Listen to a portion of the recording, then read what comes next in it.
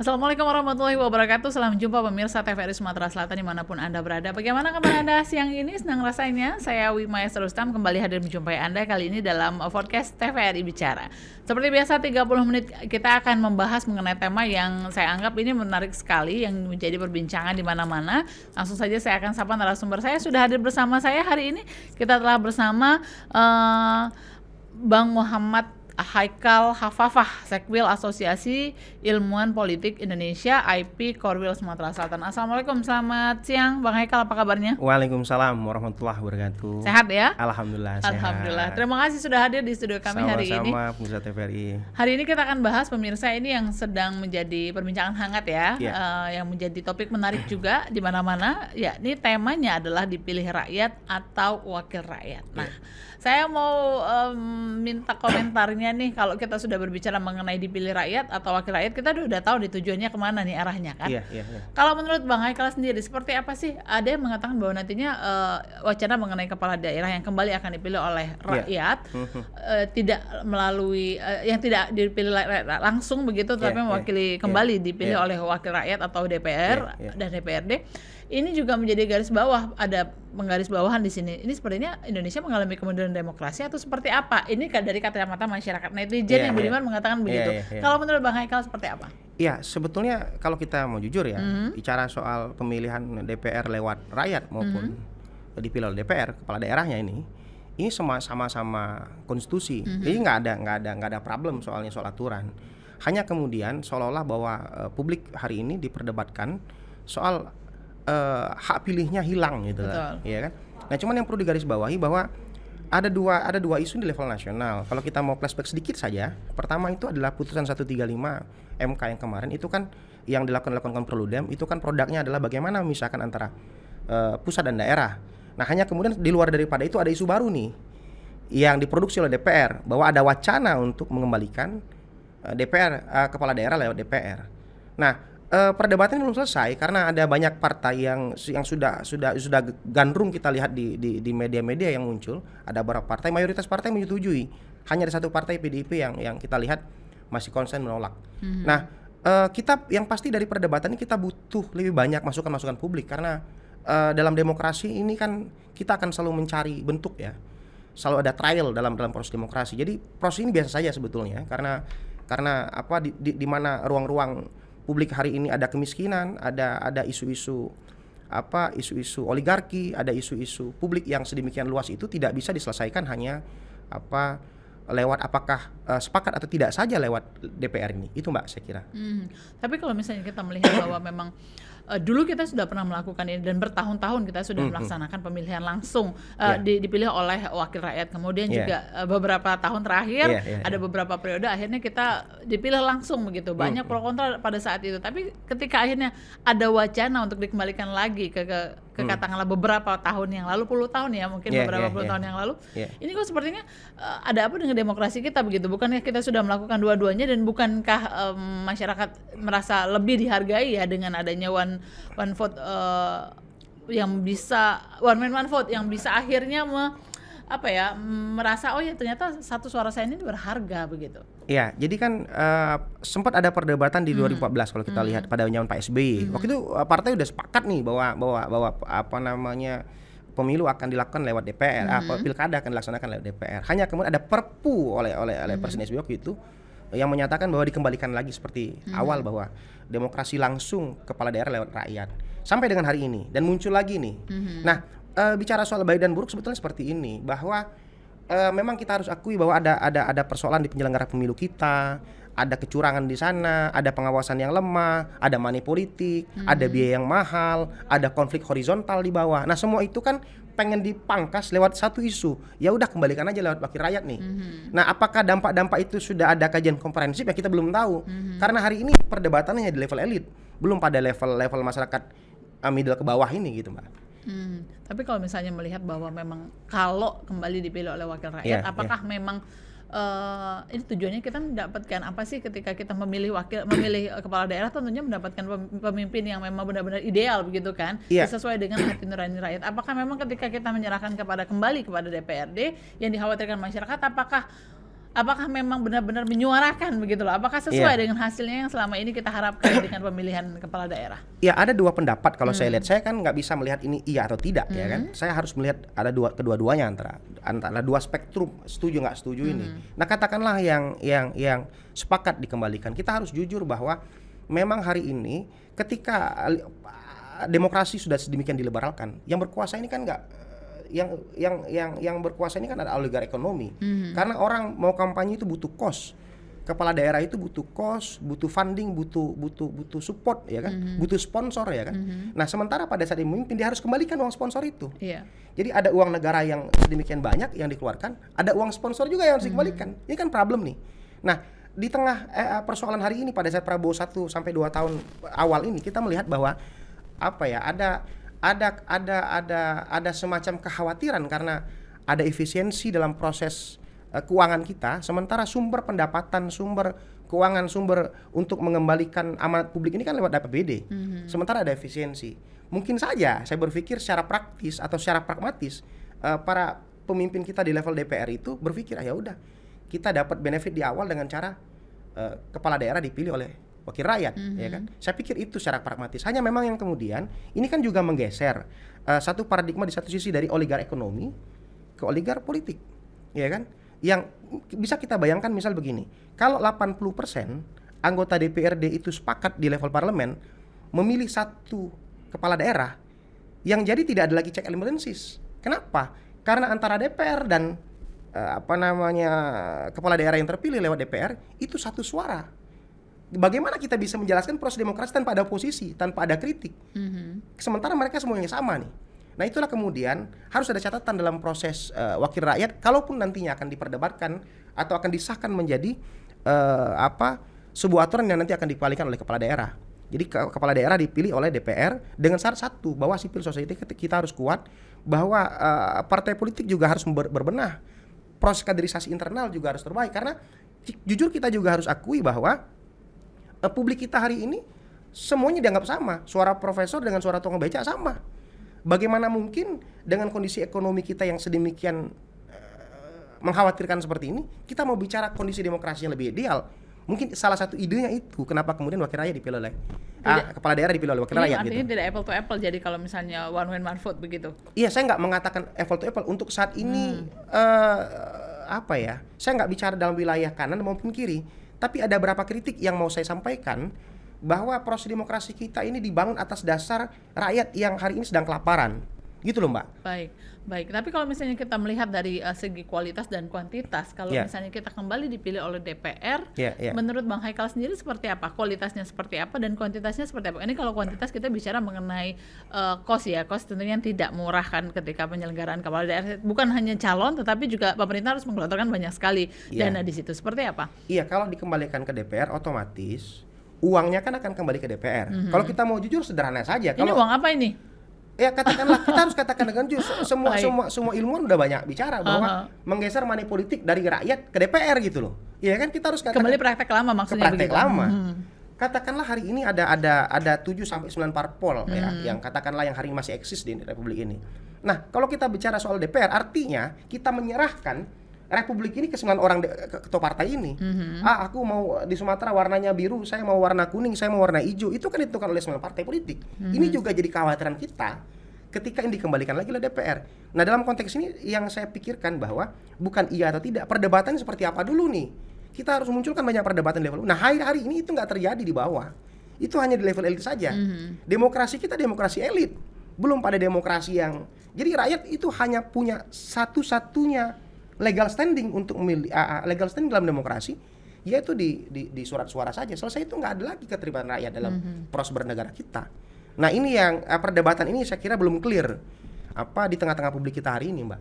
Baik, tadi pertanyaan yang belum sempat dijawab ya, menurut saya substansinya seperti apa? Kalau menurut Bang Haikal, output dari kualitasnya seperti apa jika kita dipilih kembali oleh wakil rakyat, atau kemudian juga kuantitasnya seperti apa sih kalau misalnya kita kembali dipilih oleh wakil rakyat? Apakah memang benar dengan kos turun kemudian kualitasnya naik begitu? Apakah sudah ada jaminan kita berharap seperti ini. Ada kekhawatiran di perbincangan internal partai selama ini ketika partai politik ketika selama ini sistem itu diliberalkan, kepala daerah boleh independen, kepala daerah boleh bukan dari calon partai politik.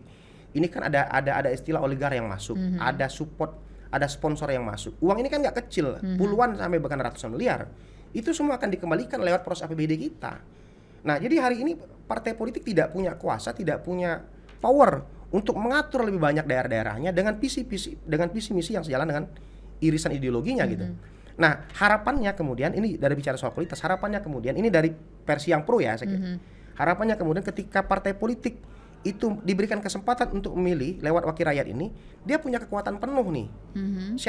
Siapa calon-calon yang terbaik yang akan dimunculkan sebagai kepala daerah. Dan ke bawah juga mereka akan bicara soal visi misi. Karena selama ini kader dan partai punya jarak. Partai dengan rakyat juga jarak. Jadi ada dua tuh. Bukan hanya rakyat dengan partai yang punya jarak, tapi kader partai dengan partai punya jarak. Karena kader partai hari ini muncul, dia pikir bukan karena partai politik. Saya hadir ini karena sponsor di luar partai politik. Itu problemnya hari ini, Pak. Baik, tapi apakah yakin dengan seperti itu ketokohan ini masih katakanlah tanda kutip ini laku ya, Bang Haikal ya? Karena tokoh tanpa modal juga kan tidak bisa digerakkan begitu. Walaupun misalkan katakanlah tadi mungkin kalau sekarang siapa yang punya uang, tentunya punya modal, punya sponsor yang banyak, itu biasanya akan lebih mudah, jalannya lebih mulus. Tapi pada kenyataan toh juga ketika dipilih oleh DPRD, ini akan tetap berjalan yang dikhawatirkan masyarakat. Masih akan tetap masih orangnya aja. hanya sedikit saja dan lebih mudah begitu kan? Iya betul, tetapi memang kita ambil sisi positif juga ya. Saya dalam kaitan ini saya nggak mendukung mempertahankan lewat rakyat ataupun juga mendukung. Saya bicara dalam kondisi yang mencoba melihat diskursus ini menjadi suatu hal yang penting di depan publik gitu. Kalau kita mau jujur memang ini kan ganti pemain aja sebetulnya. Yang tadi liberal kemudian dipersempit, ya kan? Nah, kita harapkan dengan kalau memang nanti kemudian dipilih oleh DPR, kita harapkan si filosofi juga kuat. Partai juga bekerja karena partai politik berpikir, wah kita mau menghadapi pilkada ini, kita harus siapkan kader terbaik untuk maju sebagai bakal calon kepala daerah yang nanti akan dipilih oleh DPR. Nah, mereka akan maksimal ke bawah. Yang disampaikan adalah visi misi ideologi, bukan hanya uang. Kalau selama ini kan uang saja nih. Tapi memang ada isu yang bergeser. Kalau pada saat kepala daerah dipilih oleh rakyat, ada kampanye, teman-teman aktivis juga bisa menyuarakan karena ada isu yang berkeliaran di bawah, ada program-program yang sedang diperdebatkan di bawah. Sementara kalau itu digeser ke DPR itu nggak ada lagi.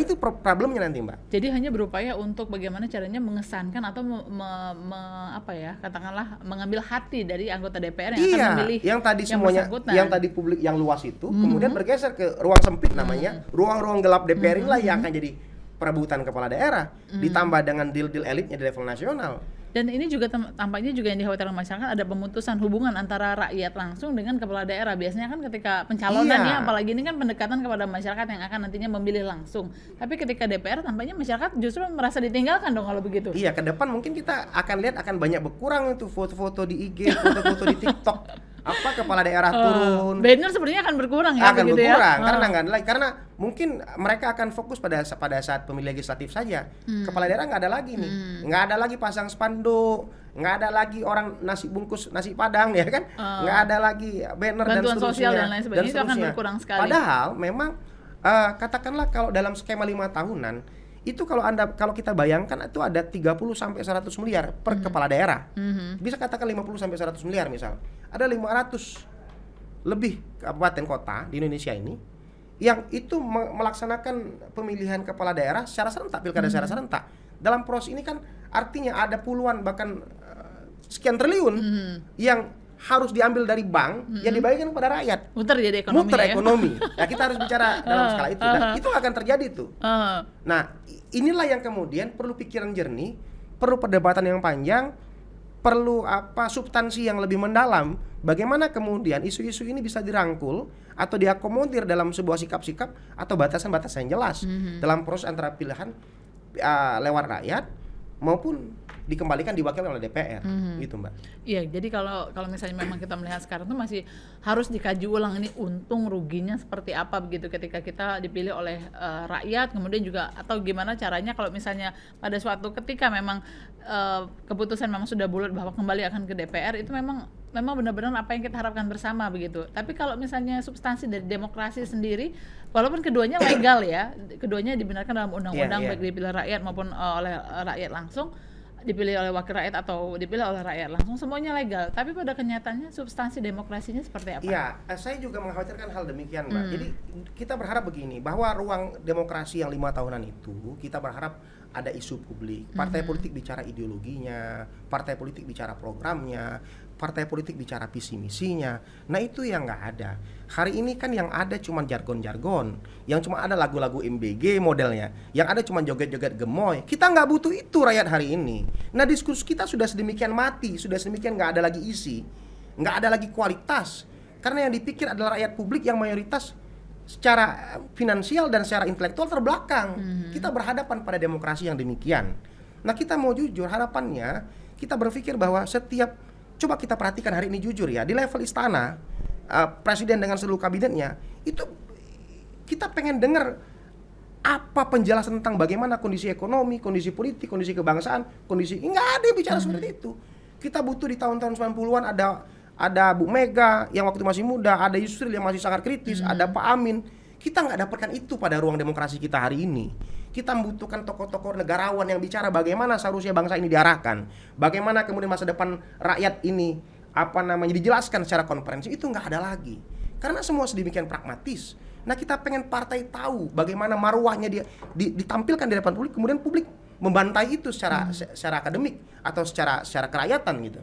Nah itu yang nggak ada lagi. Nah harapan kita ke depan, setiap partai politik, setiap kader tahu jati dirinya sebagai seorang kader partai.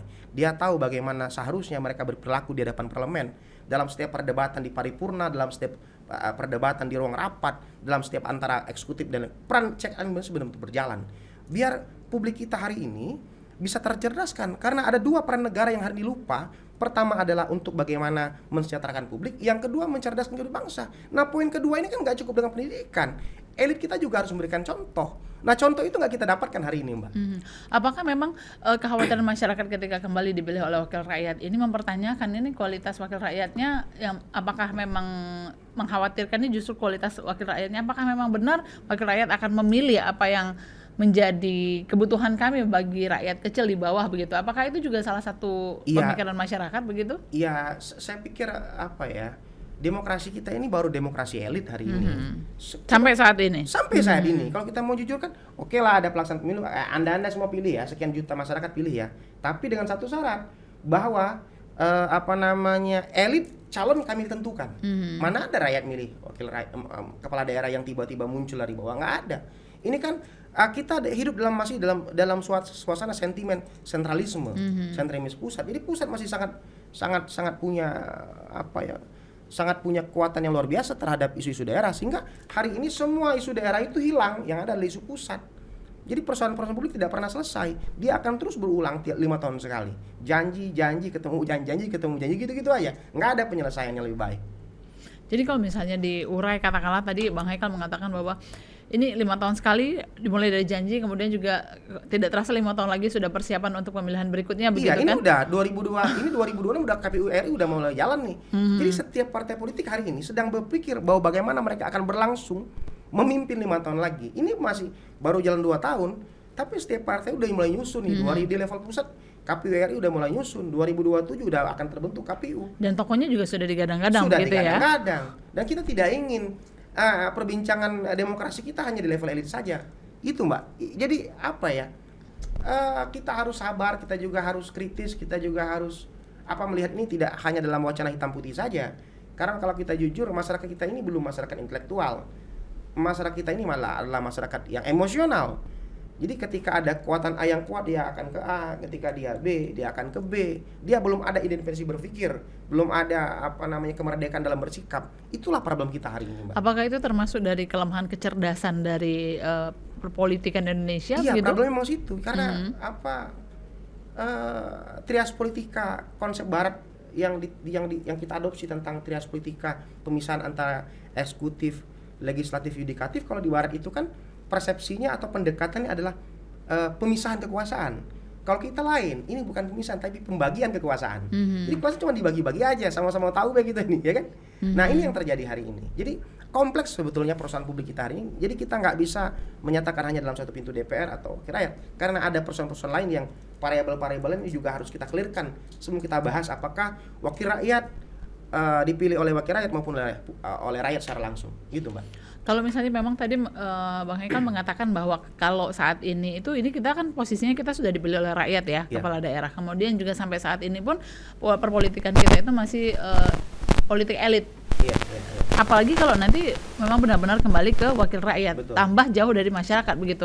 Nah, apakah ini juga memberikan space jarak yang jauh sekali antara rakyat dengan katakanlah elit-elit politik ini, apalagi kalau kemarin itu kan kita si calon masih berusaha untuk memenangkan hati rakyat nih. Tapi kalau saat ini kan lebih sedikit kalau misalnya dari wakil rakyat saja yang memilih. Jadi hanya bagaimana caranya memenangkan hati dari sekian puluh orang yang duduk sebagai wakil rakyat. Jadi ke depan pertanggungjawabannya akan di wakil rakyat. Kita akan lebih banyak melihat demo-demo di wakil rakyat karena semua pertanggungjawaban itu akan ada di PR.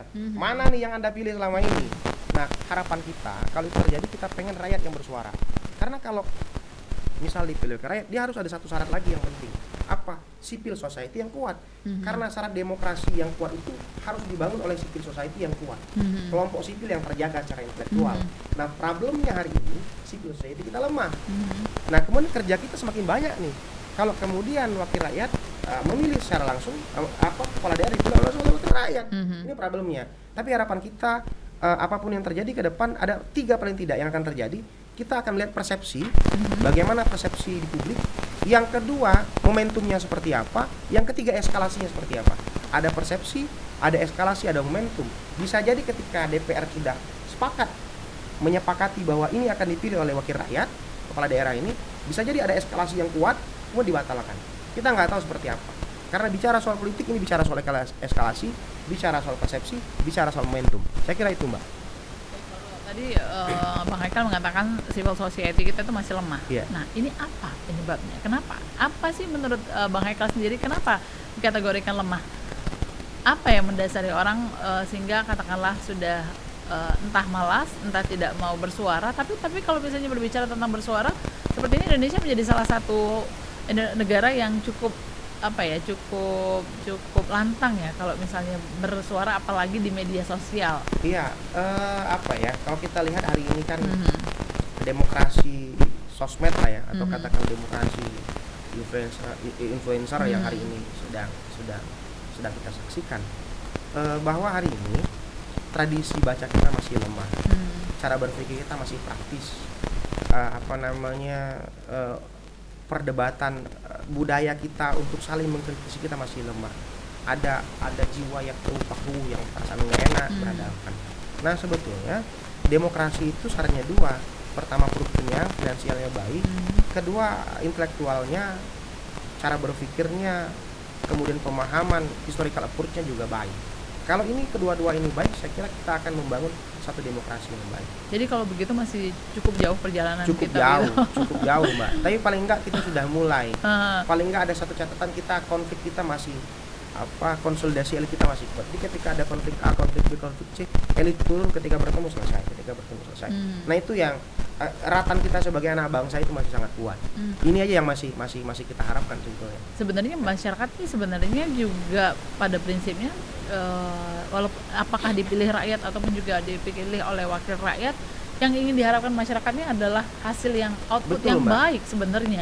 Betul, bahwa yang hari ini diinginkan rakyat itu pertama, sekali lagi bahwa Mbak, adalah bagaimana kesejahteraan bisa terbangun, lapangan kerja terbuka, akses permodalan bisa baik, harga perguruan bisa masuk kuliah gratis, ya kan. Kemudian antara kesejahteraan sosial, pemerataan sosial, ya kan. Kemudian ada akuntabilitas parlemen, bagaimana setiap rupiah di APBD itu bisa diawasi oleh publik. Itu yang diharapkan oleh masyarakat hari ini. Itu Mbak, saya kira Mbak. Entah sebenarnya bukan karena ini harus dipilih rakyat ataupun juga wakil rakyat, outputnya yang diharapkan begitu ya, Bang Haikal ya. Iya, hanya memang output itu tidak mungkin ujug-ujug terjadi kalau tidak ada input yang kuat. Nah, input ini kan soal perdebatan, soal kualitas publik, soal kualitas diskursus. Hari ini kalau kita scroll di media sosial itu kan semua lucu-lucuan semua. Begitu nggak matchingnya kita berbicara soal demokrasi, sementara kita hanya puas dengan suatu hal yang sebetulnya nggak punya kualitas yang kita telan dalam publik kita hari ini, ya kan? Atau karena masyarakat sudah terlalu berat kehidupannya, jadi sehingga sudahlah kita kasih yang ringan-ringan saja lah. Iya, itulah yang hari ini, karena seolah-olah bahwa politik itu hanya untuk elit, biarlah kebijakan itu menjadi milik elit, biarlah semua milik elit, cukuplah rakyat bisa cukup dengan MBG saja, ya kan? Cukup dengan makan, cukup dengan apa, yang penting kami urusan semuanya biarlah kami. Maka kemudian kalau yang terjadi, korupsi makin merajalela, kontrol sosial makin lemah, kemudian publik juga nggak bisa bersuara karena mereka nggak punya bahan yang cukup untuk melakukan kritik-kritik publik yang pada akhirnya akan berdampak pada publik sendiri gitu, Mbak.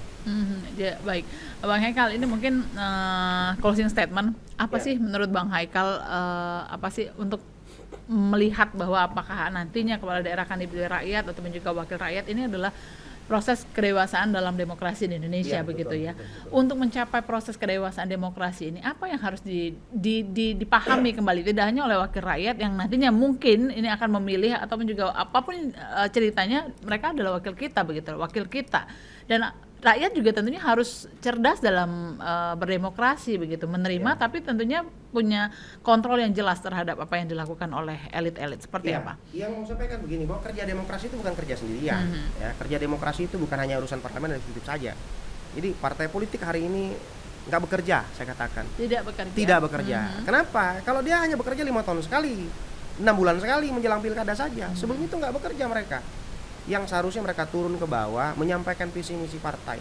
Coba kita mau dengar dari sekian banyak orang-orang yang hari ini masuk ke anggota legislatif. Paham nggak mereka ada arti partai? Paham nggak mereka ideologi partai? Paham tidak bahwa partai politik ini dibangun dengan sedemikian banyak pemikiran yang kemudian mengkristal menjadi sebuah ideologi partai? Itu kan nggak ada. Bagaimana program ini selaras dengan ide partai politik? Nggak ada. Adalah partai-partai yang kita nggak sebutkan partainya ya, yang hari ini masih konsisten. Kemudian kalau kita tanya tetangga kita, ada nggak tetangga kita tuh menjadi anggota partai politik? Nyaris nggak ada. Artinya kalau bahasa Burhanuddin Muhtadi, itu ikatan party ID, ikatan kepartaian rakyat dengan partainya lemah. Bagaimana kita bisa bangun sebuah negara sementara ikatan kepartaian mereka lemah? Iya kan? Nggak ada hari ini. Tetangga kita ada nggak, teman-teman kita satu kampus, satu kerja anggota partai politik? Nggak ada. Artinya ada jarak yang luar biasa. Dari tahun 55 pertama kali kita pemilu sampai dengan sekarang, ikatnya makin lemah. Untouchable jadi. Iya, betul. Nah, ini PR besar kita. Nah, kemudian kita juga pengen katakan bahwa hari ini banyak akademisi kita itu jadi apa ya? Jadi jagoan kampus. Mereka nggak berani speak up. Berapa banyak di Sumsel aktivis yang kritis, akademisi yang kritis, tapi mereka nggak berani speak up. Paling nggak menjelaskan lah kondisi kebangsaan hari ini.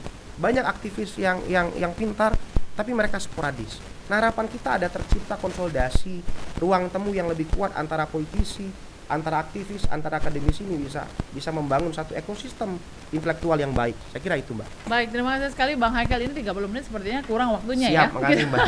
Kita akan jumpa lagi mungkin di sesi-sesi berikutnya. Kita berharap apapun nanti keputusan yang akan diambil, apakah kembali kepala daerah akan kembali dipilih oleh wakil rakyat, seperti beberapa waktu yang lalu, atau dipilih rakyat.